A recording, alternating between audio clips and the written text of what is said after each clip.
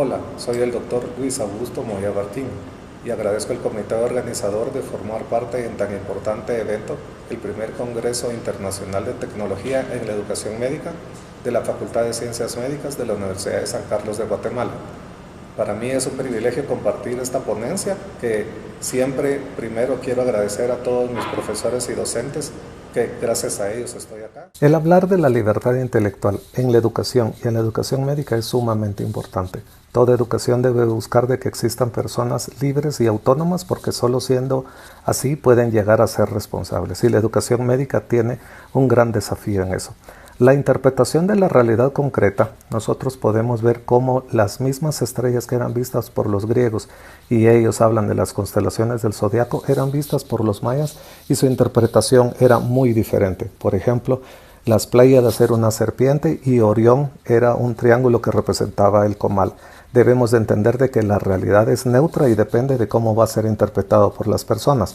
Por lo mismo, igual cuando hablamos del calendario maya, nosotros debemos de entender en los principios del pensamiento complejo de que no existen respuestas correctas, existen respuestas posibles. ¿Por qué? Porque debemos de ir entendiendo de que la interpretación del individuo debiera de poder llegar a sacar las mismas conclusiones a partir de la interpretación de la realidad. Lamentablemente eso no se ha promovido en la educación clásica porque siempre ha sido jerárquica. Pero también nosotros tenemos que ver de que la evolución de todos los eventos que se dan en la humanidad tienen una secuencia y una consecuencia. Lamentablemente no se enseña esto en las universidades, de que las personas puedan entender de que todo es producto de su tiempo.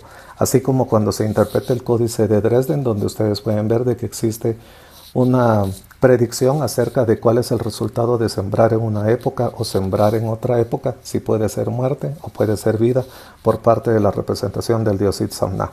Esto se logró gracias al trabajo de Yuri Novosorov, que era un experto ruso que pudo decir de que lo creado por una mente humana puede ser interpretado por otra mente humana. En la ciencia no hay secretos, todos debiéramos de poder llegar a las mismas conclusiones. Las universidades entonces surgen después de la Edad Media, que no fue una edad de oscurantismo necesariamente, sino una edad o una época de estabilidad donde las respuestas pues satisfacían a las personas. Pero cuando se llega después de del Renacimiento, la Ilustración, nosotros vemos de que hay un auge de poder tener incluso sobre el cuerpo humano la interpretación. Es como Manuel Ábalos y Porras llega a las conclusiones mismas que Harvey en Europa.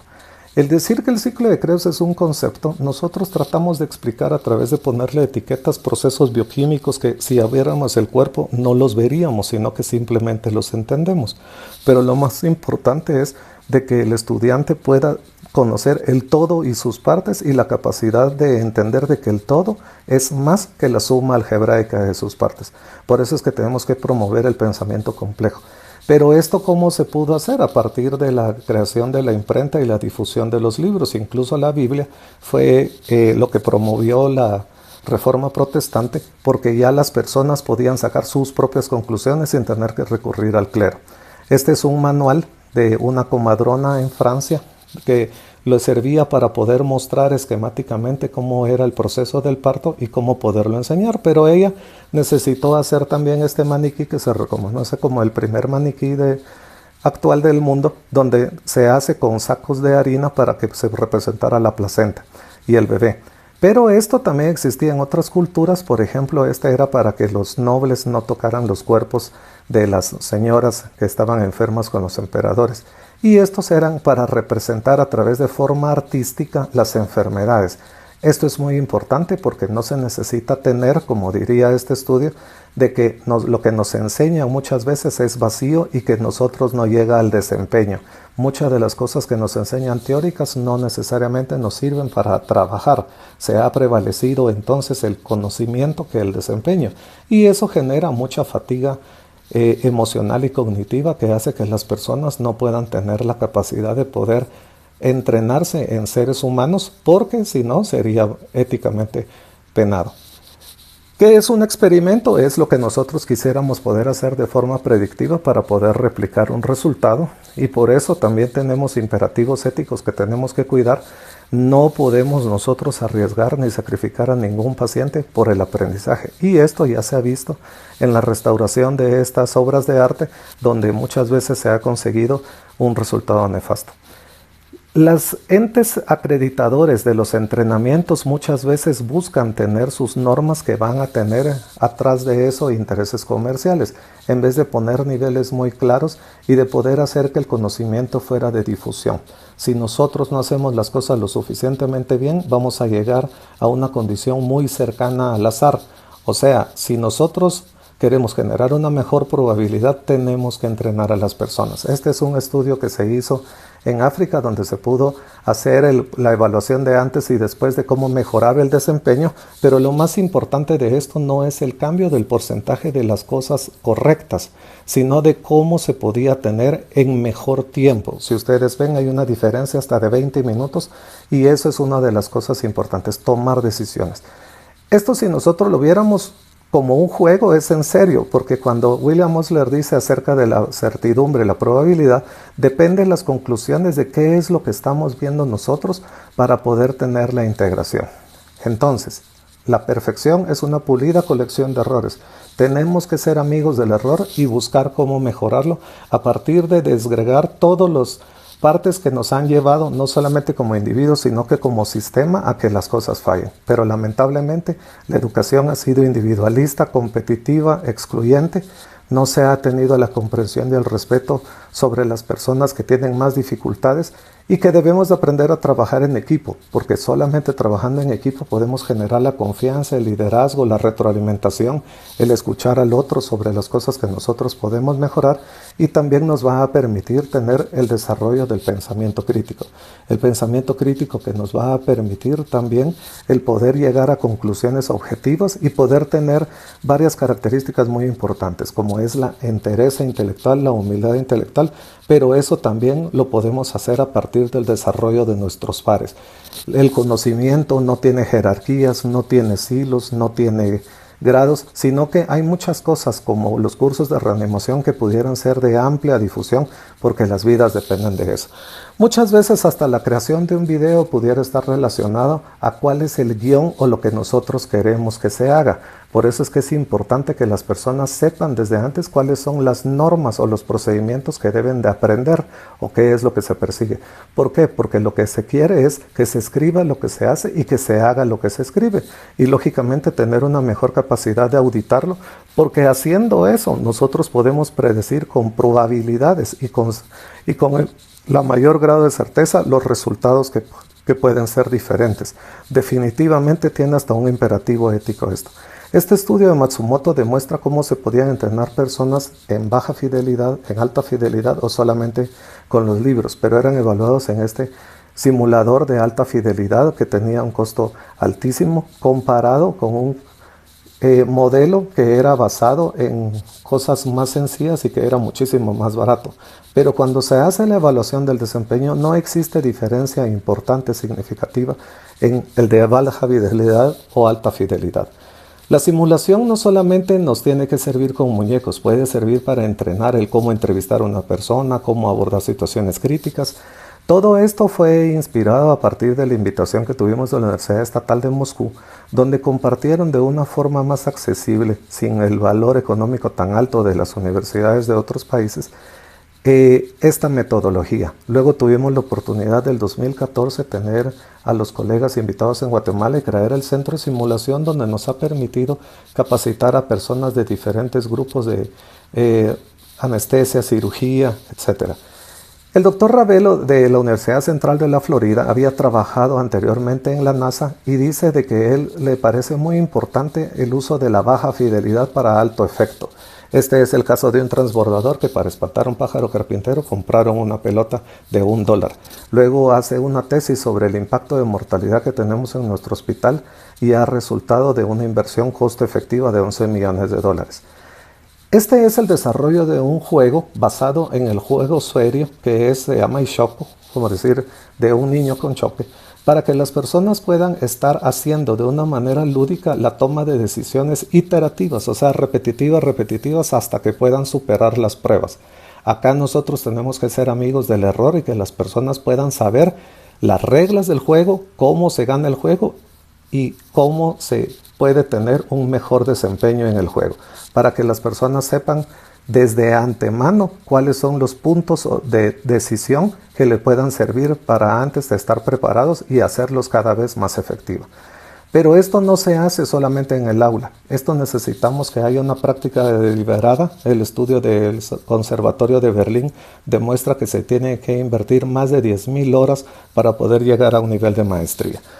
Esto lo que hace es de que la persona esté inmersa en su conocimiento de una forma participativa, individual, pero que es mejor si se juega en conjunto. Nosotros evaluamos el impacto de todas estas estrategias, lo presentamos en el Congreso Mundial de Singapur de Terapia Intensiva, donde ustedes pueden ver la reducción de la mortalidad y la reducción del número de ingresos a pesar de que se ha triplicado el número de pacientes. Pero cuando nosotros creímos que habíamos logrado llegar a una zona de estabilidad, nos llegan los desafíos como puede ser el COVID-19. Definitivamente esto cambia la forma del desempeño médico y también la educación. Por lo que nosotros tenemos que ver de que esta va a ser una crisis que probablemente no va a ser tan rápido de solución, pero vemos los antecedentes que fue el involucramiento de los estudiantes cuando fue la epidemia de poliomielitis en los países escandinavos en los años 50 y 60 y que ellos participaron de una manera activa en la solución. Es cierto, la vocación no protege, pero sí cuando nosotros tenemos el conocimiento que tiene que vernos no separados de lo que son las condiciones de protección de nuestra población. Tenemos que entender de que hay mucha predicción de charlatanería y hay una forma no correcta de hacer la medición de las variables. Pero el desarrollo que nosotros tenemos que buscar es de que todo esté inmerso en base a la norma. Incluso cuando nosotros estamos hablando de las decisiones políticas, económicas, deben de estar basadas en las cosas que sean de mayor impacto y que tengan el mayor desarrollo de nuestro país y que tengan la mayor equidad, a partir de que el conocimiento sea democratizado. Probablemente es a partir de las nuevas plataformas que nos puedan permitir esto.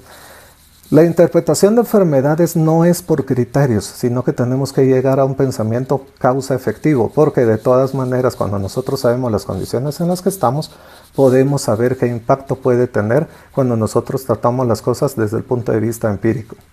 Definitivamente las personas que trabajan en la atención de los pacientes tienen que llegar a un nivel de HALO, High Accuracy, Low Opportunity. Entrenar a una de las personas que tienen que ver pacientes con COVID requiere de un entrenamiento de precisión y no necesariamente tiene que verse de expertos, que ha sido una falla, sino de personas competentes. Estas son las fotos de la simulación in situ en el Parque de la Industria cuando fue desarrollado este hospital. Antes de poderlo echar a andar, los equipos eran nuevos, tuvimos que integrar a todas las personas de enfermería, terapia respiratoria, de residentes de medicina interna para que pudieran funcionar como un equipo. Esto fue antes de que se pusiera a funcionar la red de oxígeno y tuvieran pacientes en esas mismas áreas.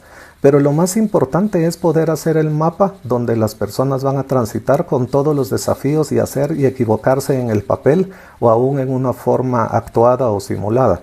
No queremos nosotros que el ensayo y el error llegue a la condición en la que el paciente se arriesgue. También tuvimos que cambiar nuestros procesos de actuación en el centro de simulación para poder entrenar sobre el uso del videolaringoscopio para la atención de las áreas COVID. Esto también era para principalmente la seguridad del personal de salud y también, sin ser menos importante, la atención de los pacientes. Pero sin el personal de salud seguro no podemos tener la atención de los pacientes. Por lo mismo se deben de tener protocolos para poder tener la reproducción y hacer las cosas cada vez mejor, cada vez mejor. Esta es la Comisión Centroamericana de Simulación Clínica que fue delegada por los decanos de las universidades estatales de Centroamérica y que con mucho orgullo yo he formado parte por designación de la Universidad de San Carlos. Con estos colegas se generó el interés de poder trabajar en conjunto para que todos pudiéramos tener un mejor desarrollo e implementación de proyectos para que las personas puedan tener en nuestras universidades más oportunidades de aprender y que también se prevaleciera la seguridad del paciente. Este esfuerzo ha llevado todo este año, que pareciera una cuestión muy simplista, pero es un ejemplo de integración. Yo creo que es muy importante porque estamos viendo a partir de la autonomía de la capacidad de ser libre de asociación, estamos buscando un bloque para poder tener respuestas locales y formando parte del concierto de las universidades de Centroamérica y de América Latina. Lo más importante es de que la persona a través de la simulación tiene que trabajar en equipo, seguir procesos, negociar, hacer auditoría, recibir retroalimentación. Lamentablemente eso no es lo que nosotros nos han enseñado porque nuestra formación ha sido muy jerárquica y ha sido estática.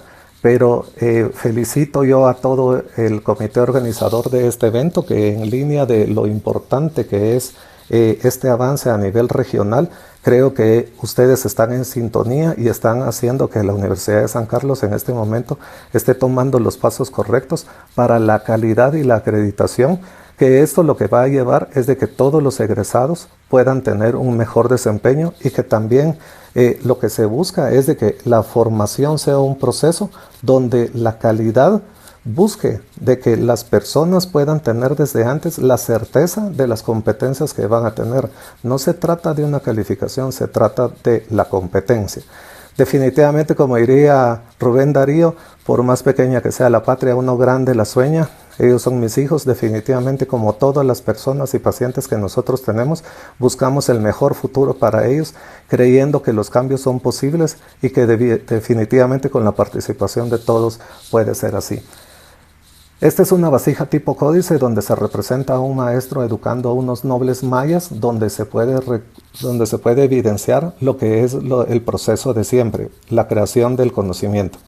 Muchas gracias por su atención y siempre considero un privilegio ser universitario. Todas las dudas, opiniones y críticas serán muy bienvenidas.